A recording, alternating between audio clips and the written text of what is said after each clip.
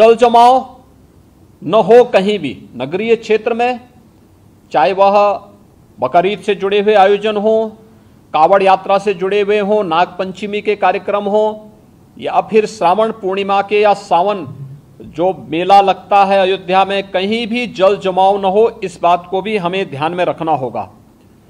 शुद्ध पेयजल की आपूर्ति के लिए भी विशेष व्यवस्था देखनी पड़ेगी। हम लोग लगातार देख रहे हैं, लगातार न्यूज़पेपर में, अन्य जगहों पर हम लोग इस बात को देखते हैं कि शुद्ध पेयजल की आपूर्ति नहीं हो रही है। हो सकता है बरसात के कारण कहीं कोई समस्या आ रही हो, वहां पर हम लोगों में एक अवेयरनेस तो पैदा कर ही सकते हैं कि अगर पानी इस प्रकार का है तो वह पानी को गर्म करके छानने के बाद तब उसका सेवन करें। हम उनको उनके भरोसे न छोड़ें। बच्चे बीमार हो सकते हैं, कोई अन्य समस्या खड़ी हो सकती है, उस पर हम ध्यान दें। स्ट्रीट लाइट की व्यवस्था, बरसात के समय में वैसे भी इसके बारे में हमें अलर्ट रहना पड़ेगा। नगर निकायों को भी जहां जहां ये आयोजन हो और कावड़ यात्रा से जुड़े हुए जितने भी रूट हों, वहां पर भी स्ट्रीट लाइट की व्यवस्था ठीक हो। सुरक्षा के प्रति अत्यंत सतर्क रहना पड़ेगा,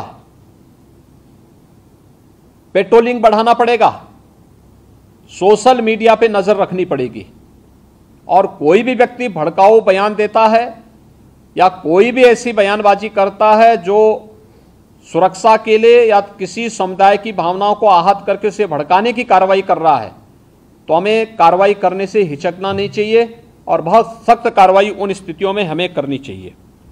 दूसरा, विद्युत विभाग से जुड़ा हुआ है, जिसमें विद्युत की आपूर्ति अनवरत बने।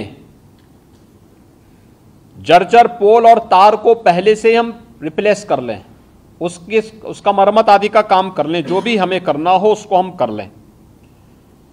सड़कों की मरम्मत सुनिश्चित कर लें, ये ग्रामीण हो, शहरी क्षेत्र की सड़कें हो, जिन सभी संबंधित विभागों से हो, जिलाधिकारी और मंडलायुक्तगण इन सब की समीक्षा जनपद स्तर पर सुनिश्चित कर लें कि कहीं भी और जवाबदेही के साथ करवाएं। जल जमाव न हो, गंदगी न हो, सड़कों में गड्ढे न हो, इन बातों को हम सुनिश्चित करें। मीट मछली कावड़ यात्रा की रूट पर न हो, अच्छा होगा। अनावश्यक उसके कारण उत्तेजना पैदा हो सकती है, या उस रूट पर कोई ऐसा कार्य न होने पाए, क्योंकि कभी कभी लोग शरारतन कर देते हैं कि उस रूट पर ही किसी प्रतिबंधित पशु को मार करके फेंक देते हैं, जिससे वे लोग उत्तेजित हो सकें, क्योंकि जो शरारती तत्व हैं वो हर प्रकार का संभव प्रयास करेंगे। हमें उसके प्रति सतर्कता बरतनी चाहिए। ऐसे ही वह जो कार्यक्रम जो भी हो परंपरागत तरीके से हो, कुर्बानी प्रतिबंधित स्थलों पर न हो, या कावड़ यात्रा भी परंपरागत रूट से ही जाए, परंपरागत रूट से हटकर जाने की परमिशन हम कतई न दें, और पहले से हम उन सबके साथ संवाद बना लें कि जबरदस्ती जो रूट नहीं है उस रूट पर जाने का कोई भी प्रयास न करें। इन बातों को हम सुनिश्चित करेंगे हर जनपद में, और जहां पर इन सभी कार्यक्रमों के लिए हो विशेष कंट्रोल रूम की स्थापना करके निश्चित उसकी वहां पर नियमित समीक्षा भी की जानी चाहिए। पीस कमेटी की बैठक के बारे में मैंने पहले कहा, यातायात प्रबंधन के बारे में भी जहां आवश्यक हो वहां पर हमें लोकल स्तर पर उसकी व्यवस्था सुनिश्चित करनी चाहिए। अंतर जनपदीय समन्वय के साथ ही अंतर्राज्यीय समन्वय को भी हम प्राथमिकता दें। खासतौर पर पश्चिमी उत्तर प्रदेश में गाजियाबाद से हरिद्वार के बीच में जो कावड़ यात्रा चलेगी, इस कावड़ यात्रा के रूट में अगर आप देखेंगे तो दिल्ली से, पंजाब से, हरियाणा से, राजस्थान से और भी अन्य स्थलों से काफ़ी बड़ी संख्या में कावड़ यात्री आते हैं। अच्छा होगा उन राज्यों के साथ हम पहले से संवाद बना लें, संवाद बना करके उनको राज्य सरकार के द्वारा क्या क्या नियम बनाए गए हैं उसके पालन के बारे में उनको बता दें। दूसरा, जो मैंने पहले भी कहा स्वास्थ्य विभाग में, कि जो लोग कोविड से इन्फेक्ट हुए थे सेकेंड वेव के दौरान, वह लोग बहुत लंबा पैदल चलने का प्रयास न करें, अनावश्यक रूप से उनके जीवन के साथ खिलवाड़ हो जाएगा। जा रहे हैं तो पानी की व्यवस्था सुनिश्चित करें, जगह जगह मेडिकल कैंप भी रहे, और किसी भी प्रकार की कोई लापरवाही उन स्थलों पर न हो, इन बातों को हम ध्यान में रखेंगे। प्लास्टिक फ्री सभी आयोजन हो। किसी भी आयोजन में जब प्लास्टिक को हम लोग 19 में प्रतिबंधित कर चुके हैं और इधर भारत सरकार ने 1 जुलाई से प्लास्टिक पूरी तरह प्रतिबंधित किया है, तो हम लोग प्लास्टिक फ्री पूरी व्यवस्था को बनाने का प्रयास करें। स्वच्छता का विशेष ध्यान दें। कावड़ महिला और पुरुषों के लिए अलग अलग टॉयलेट हों, पर्याप्त मात्रा में जल की आपूर्ति वहां पर होती रहे, ये भी हम इसको देखें। और सतर्कता के लिए सेक्टर स्कीम अभी से हम लागू कर सकेंगे तो ये अच्छा होगा। इन सभी कार्यक्रमों को व्यवस्थित तरीके से अभी से लेकर के और स्वतंत्रता दिवस के कार्यक्रम के लिए जो भी आयोजन हर जनपद के लिए, हर विद्यालय के लिए, हर ग्राम पंचायत के लिए हमारा प्रयास होना चाहिए कि ग्राम पंचायत के सचिवालय में भी स्वतंत्रता दिवस के दिन भारत का राष्ट्र झंडा फहराया जाए। नगर निकायों में होना चाहिए, हर नगर निकाय के अंदर अच्छा आयोजन होना चाहिए, सांस्कृतिक कार्यक्रम होना चाहिए, राष्ट्रभक्ति के गीतों को का वहां पर कार्यक्रम हो, स्वतंत्रता संग्राम सेनानियों को। दूसरा, शहीद परिवारों के लोगों को, रिटायर्ड जो आर्मी से जुड़े हुए जितने भी रिटायर्ड पर्सन हैं, इन सबको बुला करके उनका सम्मान हो। शहीद परिवारों को, शहीद परिवार सेना से जुड़े हो सकते हैं, पैरामिलिट्री से जुड़े हो सकते हैं, पुलिस से जुड़े हो सकते हैं, आखिर उन्होंने भी तो सुरक्षा में योगदान दिया है। उन लोगों के सम्मान का कार्यक्रम होना चाहिए, हर एक जगह होना चाहिए। स्थानीय स्तर पर हो सकता है आजादी की लड़ाई के दौरान बहुत सारे ऐसे योद्धा रहे होंगे जो इतिहास के पन्नों में गुम हो गए होंगे, अज्ञात होंगे, लेकिन लोकल स्तर पर उनका गायन होता है। लोकल स्तर पर लोक कथा के माध्यम से, लोक परंपरा के माध्यम से उनका श्रवण करते हैं। अच्छा होगा उन ग्राम पंचायतों में उनकी तस्वीर है तो उस तस्वीर के साथ हम वहां पे उन्हें इस अवसर पर श्रद्धांजलि देने का कार्य करें, उन्हें नमन करने का कार्य करें। तिरंगा हो, राष्ट्रगान, उन सभी गांवों में प्रयास हो कि ग्राम पंचायतें राष्ट्रगान उस अवसर पर वहां पर उसे आयोजित करें।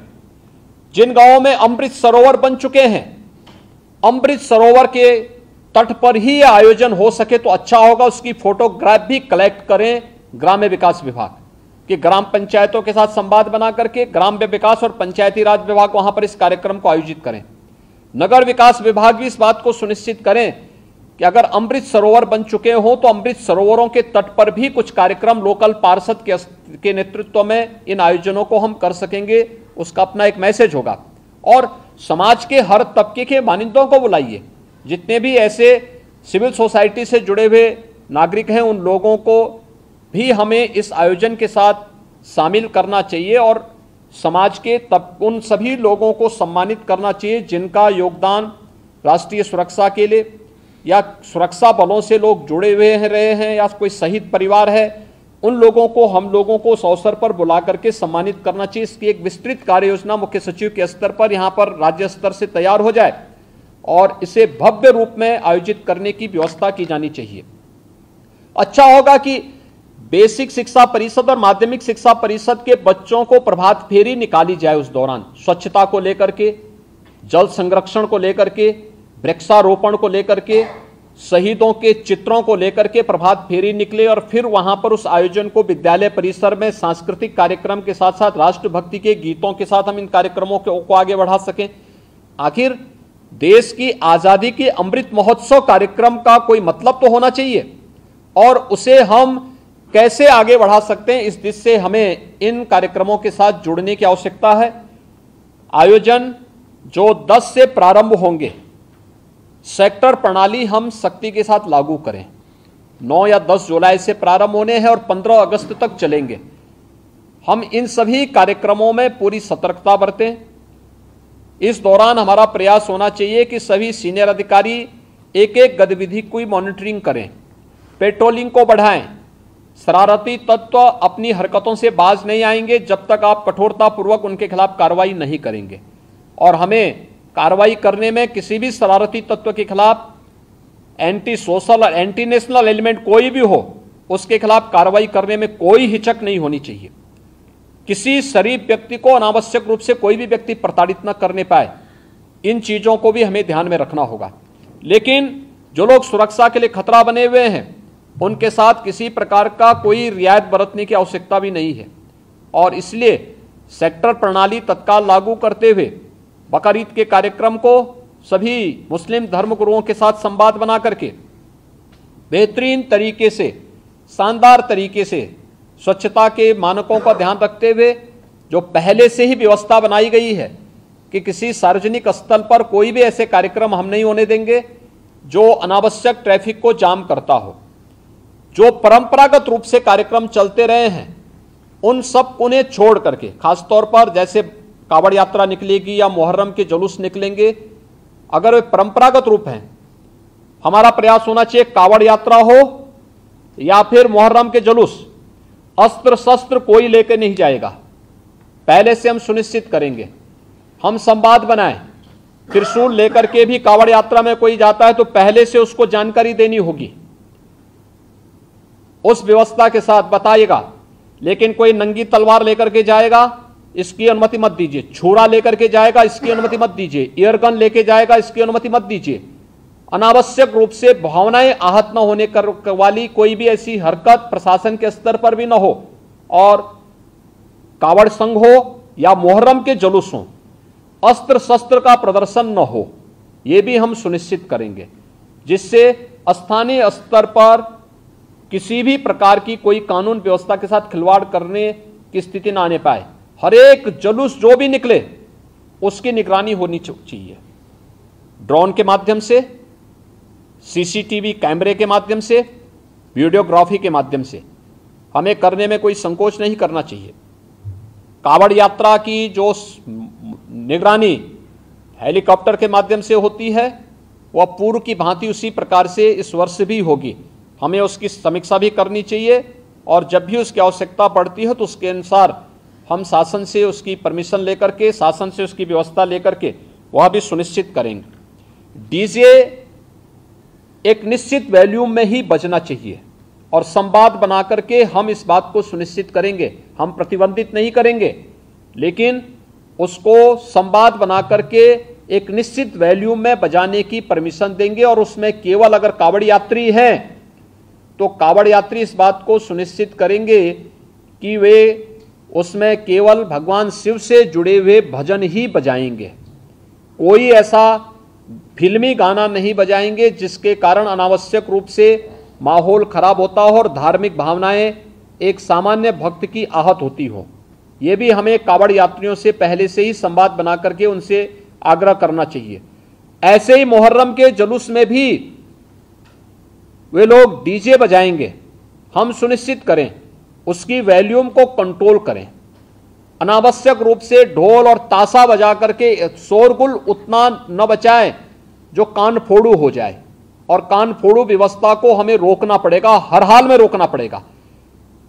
अस्त्र शस्त्र का अनावश्यक प्रदर्शन नहीं करेगा कोई, और हरेक जितने भी ऐसे लोग होंगे जो जुलूस का नेतृत्व करेंगे, उनसे लिखित एफिडेविट भी आप लोग ले लेंगे स्थानीय स्तर पर पहले से व्यवस्था बना करके।